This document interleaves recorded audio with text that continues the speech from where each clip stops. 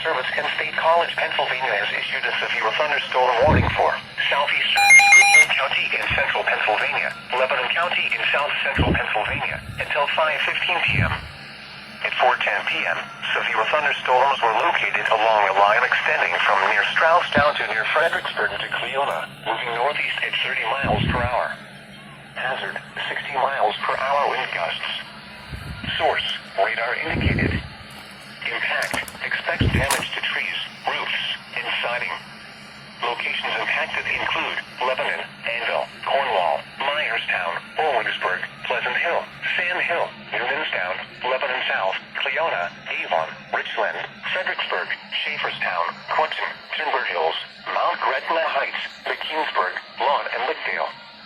This includes the following interstates: the Pennsylvania Turnpike from mile markers 260 to 264.